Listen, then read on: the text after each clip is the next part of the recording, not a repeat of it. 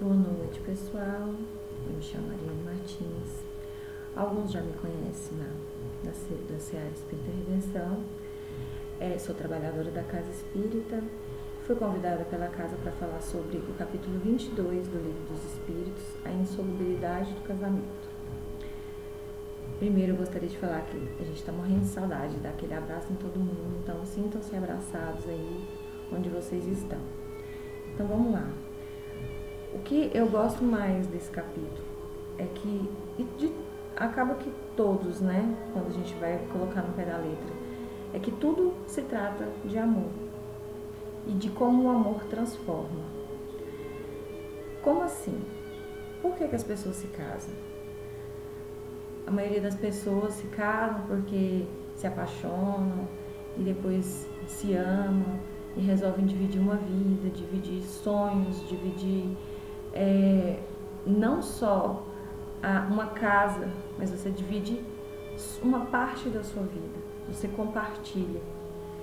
E isso transforma as pessoas, elas melhoram muito dentro do ambiente familiar.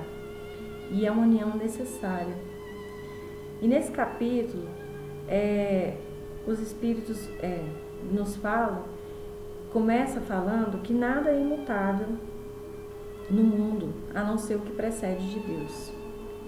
Ou seja, tudo que precede dos homens é mutável.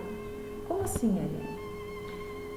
Hoje, o casamento, ele é uma união que as pessoas fazem, independente de estar dentro da igreja, por exemplo. Mas há muito tempo atrás só era válido se fosse feito na igreja. Então as leis do homem varia de cultura para cultura. Existem culturas em que a poligamia, o casamento de várias pessoas, é aceitável, enquanto em outros países e outras culturas não é aceito. Aí seria até crime. Então cada cultura, cada tempo, existe uma forma de pensar, existe uma forma de lidar. Então, cada país, cada cultura, de tempos em tempos, se renova, progride. E essas leis são mutáveis, as leis dos homens são mutáveis, mas a lei de Deus não. A união, ela é precedida do plano espiritual. A união de duas pessoas. Então, é planificada no plano espiritual. Então, a união ela é divina e ela prevalece pela lei divina do amor. O amor, principalmente ao próximo, né? Ao próximo mais próximo. Os laços sociais são necessários para o progresso. Você pode já ter percebido que as relações de trabalho, as relações de amizade e as relações afetivas, elas nos melhoram, né? É nelas que a gente percebe as nossas maiores falhas e o que a gente mais precisa melhorar, né? As relações sociais são necessárias. E as relações sociais de família, esses laços mais apertados, eles são ainda mais necessários. Como diz o Livro dos Espíritos, nas questões 774 e 775, quis Deus que por essa forma os homens aprendessem a amar-se como irmãos. Veja bem, amar-se como irmãos. As pessoas, às vezes, têm o sentimento de que acham que o amor num casamento tem que ser um amor daquela paixão, fervorosa, intensa, 24 horas, e quando chega no casamento vê que não é muito bem assim, porque o amor se transforma, a paixão, na verdade, se transforma em amor, que é o respeito, é a cumplicidade, é o companheirismo, a lealdade, a fidelidade, os laços afetivos, o compromisso que se tem mesmo de um amigo se torna o seu melhor amigo, né? Aquela pessoa que está ali com você dividindo sonhos, planos, se torna a sua base, entre aspas, eu diria, no sentido de que vocês se complementam no sentido de se ajudar. e de melhorar juntos. É o que faz com que as pessoas cresçam ainda mais. O relaxamento desses laços de família, segundo o Livro dos Espíritos, nessas mesmas questões, traria como resultado a intensificação do egoísmo. Aquele egoísmo mais bruto, sabe? Que já existiu há muito, muito tempo atrás. É na família que a gente mais progride. É na família que os laços são mais necessários. Segundo Emmanuel, no livro Vida e Sexo, nós mesmos planificamos na espiritualidade a formação dessa família. E eu não estou falando da família só união de casal, não. Eu estou falando na família como pais, mães, irmãos, porque se forma da união de casais, né, de pessoas que decidiram dividir a vida, né, o companheirismo. Nós mesmos planificamos, e geralmente esses companheiros que nós temos são companheiros de vidas anteriores, de aventuras infelizes, ou seja, em outras vidas tivemos problemas entre si, ou fizemos coisas ruins a outros, ou para nós mesmos. Talvez fomos casados ou não, talvez fomos irmãos que se brigaram em grandes inimigos. Tem uma gama, um leque imenso de possibilidades. E nesse momento em que se juntam essas pessoas, que se comprometem a estar unidos no planeta Terra, né, encarnados, é que mais se progride, porque eles precisam aprender a desenvolver esse amor, esse respeito, esse carinho, essa paciência, a cumplicidade e tudo que envolve a união afetiva dentro de um casal.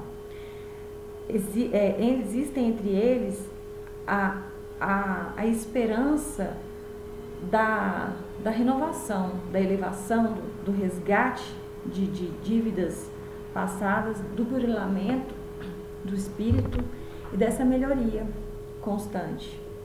A família tem origem sagrada na esfera espiritual e reúne-se ali todos os que se comprometeram a desenvolver na Terra essa tarefa construtiva de melhoramento desse meio entre si, né? No Nosso Lar, no livro Nosso Lar, o Emmanuel classifica 4 tipos de casamento na Terra. Casamento onde as uniões são marcadas pelo amor, né? Que é esse amor de almas afins, de almas irmãs, de que elas estão ali sempre progredindo juntas, mas com um sentimento muito além do que a gente comumente vê.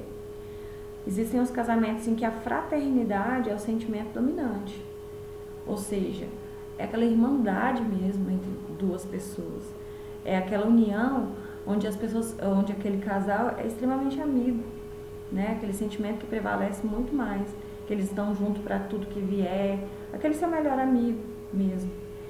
E existem as uniões de provação, que são essas uniões em que são muitos resgates que as pessoas precisam fazer. E essas uniões, elas são muito mais constantes, porque nós estamos ainda num nível de vibração em que a gente precisa resgatar muitas coisas de outras vidas. A gente ainda está num plano de provas e expiações. E existem também as uniões marcadas pelo dever entre duas pessoas. Eles têm um dever de ficar juntos. No livro Nosso Lar, ele também afirma que a esmagadora porcentagem vem mesmo de um resgate, de outras vidas que se fizeram mal, que não se perdoaram para aprender a perdoar, para aprender a amar, aprender a respeitar.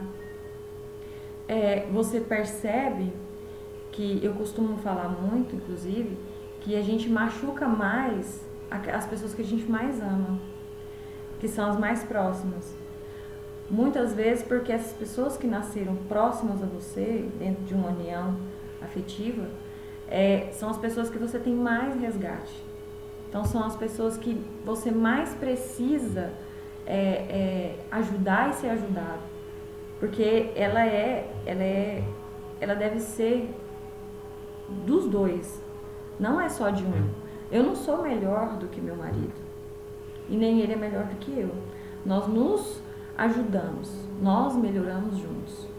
Então as brigas, as lutas, as dores, a felicidade, as conquistas, elas são dos dois, da família, dos filhos, entendeu? Dos pais, dos irmãos, todos unidos numa causa maior, que é essa progressão.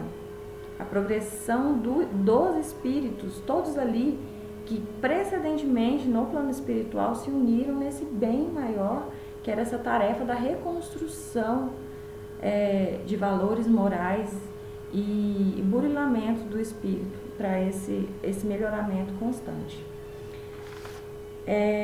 Ariane, mas tá bom. A gente tem que ter essa relação, a união ela é divina. E o que a gente fala então das uniões em que não dão certo? Das várias uniões, às vezes tem pessoas que casam mais de uma vez, né? Ou não se casam, se unem mais de uma vez. Tem pessoas que não se casam de forma nenhuma. Mas o que dizer então? O divórcio ele é divino, o divórcio ele é de Deus. O que a gente tem que entender é que o divórcio é uma lei humana, ela é uma lei terrena.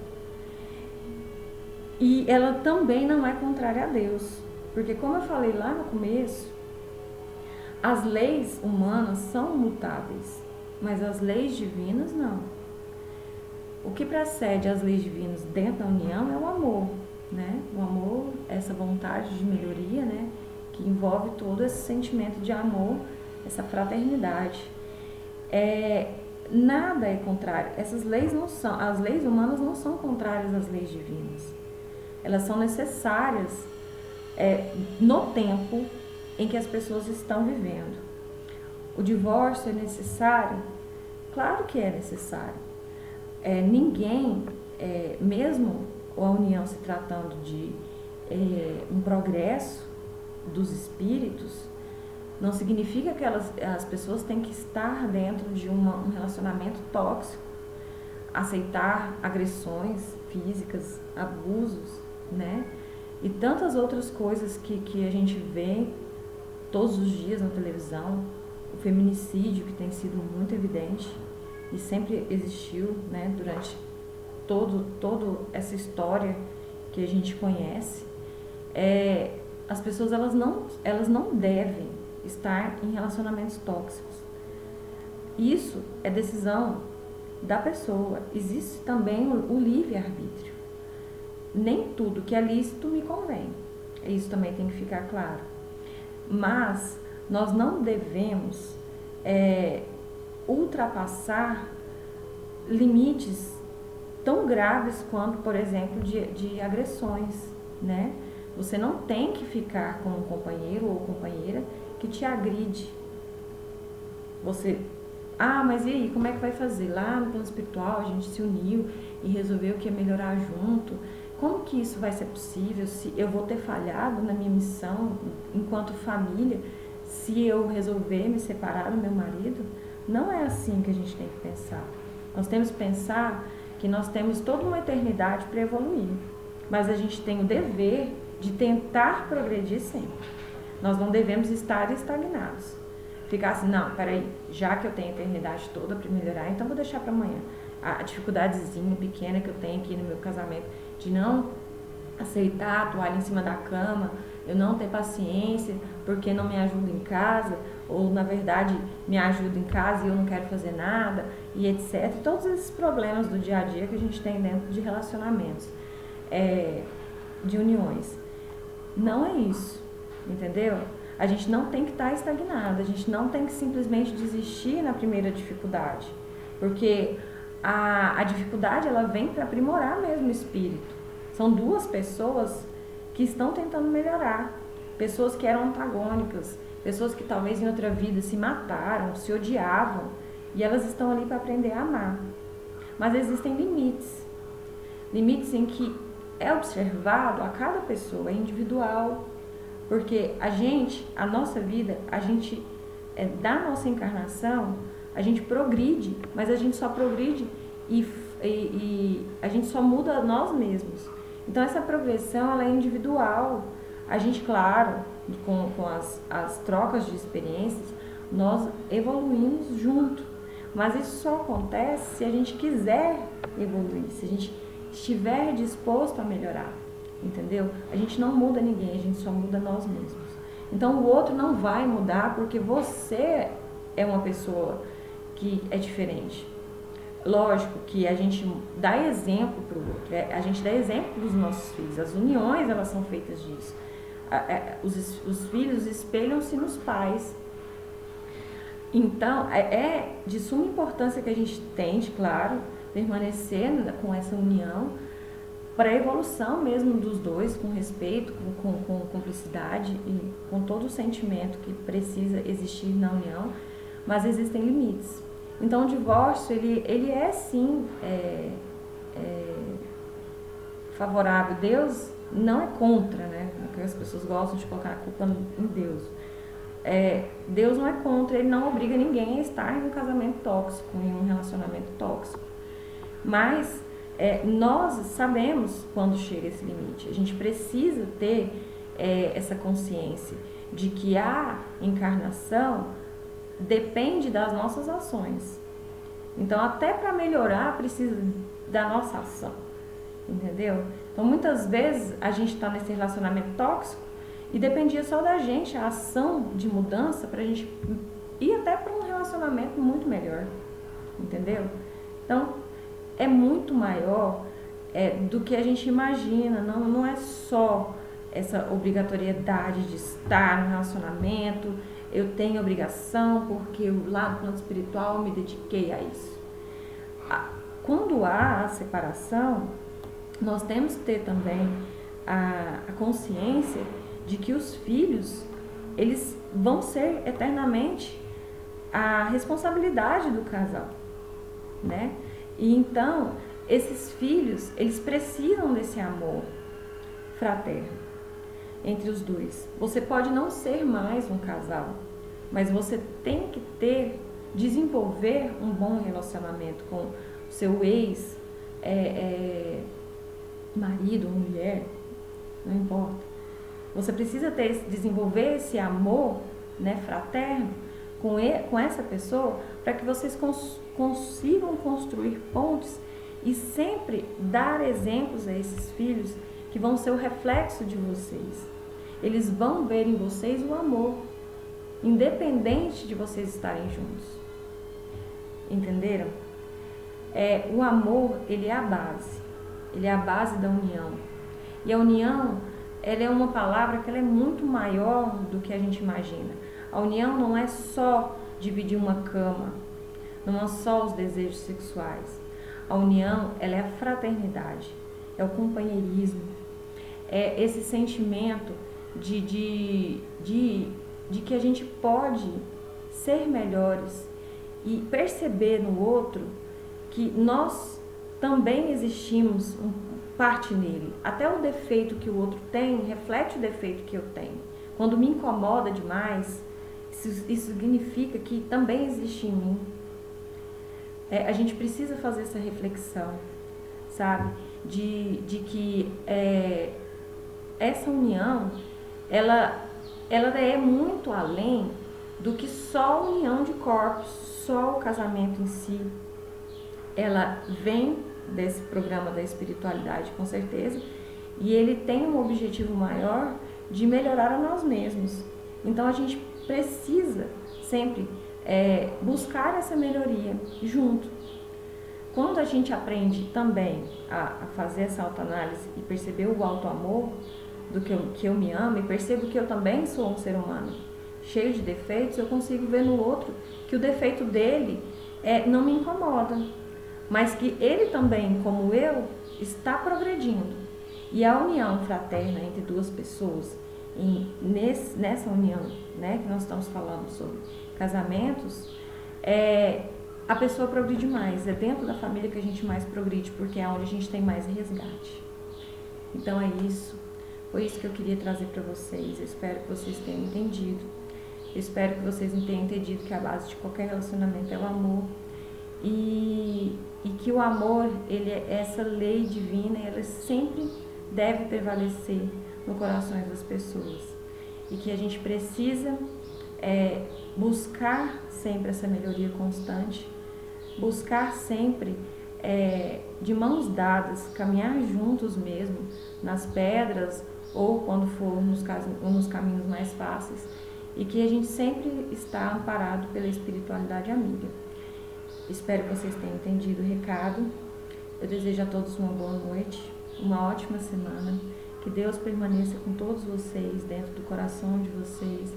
Espero que muito em breve a gente possa se encontrar, possa matar a saudade, e fiquem todos na paz de Deus. Obrigada, até mais.